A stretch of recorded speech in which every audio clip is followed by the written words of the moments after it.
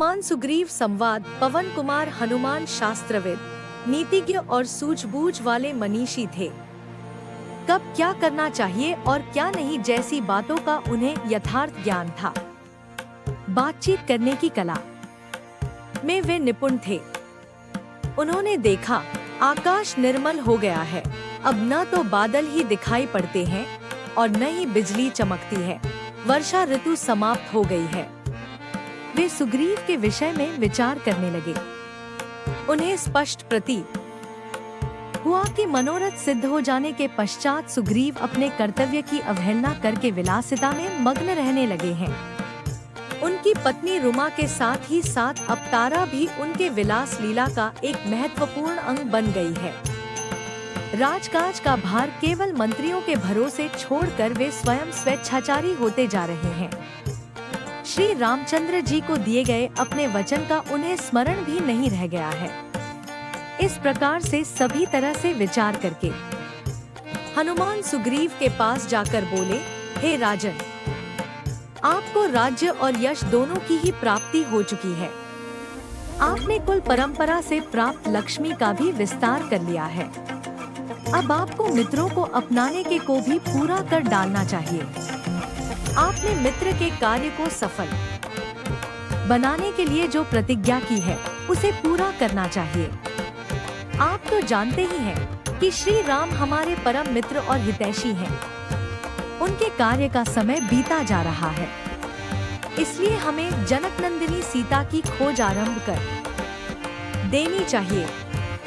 सुग्रीव सत्वगुण से संपन्न थे। हनुमान के द्वारा स्मरण दिलाए जाने पर तत्काल उन्होंने श्री राम के कार्य को सिद्ध करने का निश्चय किया। उन्होंने नील नामक कुशल वानर को बुलाकर आज्ञा दी, हे नील, तुम ऐसा प्रयत्न करो जिससे मेरी संपूर्ण सेना शीघ्र यहाँ एकत्रित हो जाए। सभी युद्धपतियों को सेना एवं सेनापतियों के साथ यहाँ अविलंब एकत्रित होने का आदेश दो। राज्य सीमा की रक्षा करने वाले सब उद्यमी एवं शीघ्रगामी वानरों को यहाँ तत्काल उपस्थित होने के लिए आज्ञा प्रसारित करो। सभी को सूचित कर दो कि जो भी वानर 15 दिन के अंदर यहाँ बिना किसी अपरिहार्य कारण के उपस्थित नहीं होगा, उसे प्राण दंड दिया जाएगा। ऐसा प्रबंध कर सुग्रीव अपने महलों में चले गए।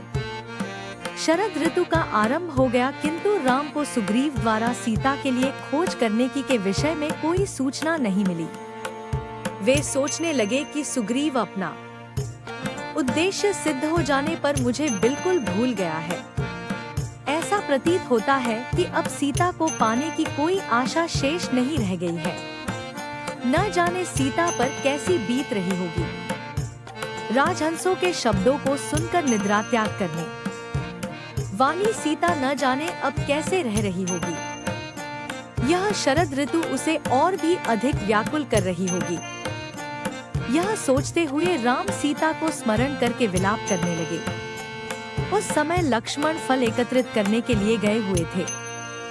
जब लक्ष्मण फल लेकर समीपवर्ती वाटिका से लौटे तो उन्होंने अपने बड़े भाई की अवस्था पर दृष्टिपात किया। लक्ष्मण को देखते ही उन्होंने निश्वास लेकर कहा, हे लक्ष्मण, पृथ्वी को जलप्लावित कर देने वाले गरजते बादल अब शांत होकर पलायन कर गए हैं। आकाश निर्मल हो गया है।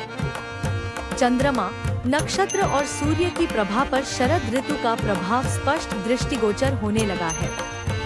हंस मानसरोवर का परित्याग कर पुनः लौट आए हैं और चक्रवातों के समान सरिता के रेतीले तटों पर क्रीड़ा कर रहे हैं। वर्षाकाल में मदोन्मत्त होकर नृत्य करने वाले मोर अब उदास हो गए हैं।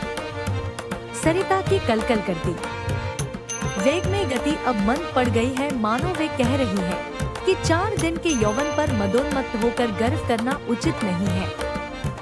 सूर्य की किरणों ने मार्ग की कीचड़ को सुखा डाला है, इससे वे आवागमन और यातायात के लिए खुल गए हैं। राजाओं की यात्रा के दिन आ गए हैं, परंतु सुग्रीव ने न तो अब तक मेरी सुधि ली है और न जानकी की खोज कराने की कोई व्यवस्था ही की है।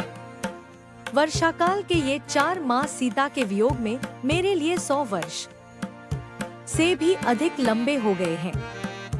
परंतु सुग्रीव को मुझ पर अभी तक दया नहीं आई। पता नहीं मेरे भाग्य में क्या लिखा है। राज्य छिन गया, देश निकाला हो गया, पिता की मृत्यु हो गई, पत्नी का अपहरण हो गया और अंत में इस वानर के द्वारा भी ठगा गया। हे वीर, तुम्हें याद होगा कि सुग्रीव ने प्रतिज्ञा की थी कि वर्षा ऋतु समाप्त होते ही सीता की खोज कराऊंगा, परंतु अपना स्वार्थ सिद्ध हो जाने के बाद वह इस प्रतिज्ञा को इस प्रकार भूल गया है। इसलिए तुम किष्किंधा जाकर उस स्वार्थी वानर से कहो कि जो प्रतिज्ञा करके उसका पालन नहीं करता वह नीच और पतित होता है। क्या वह भी वाली के जैसे ही यमलोक को जाना चाहता है? तुम उसे मेरी ओर से सचेत कर दो ताकि मुझे कोई कठोर पग उठाने के लिए विवश न होना पड़े।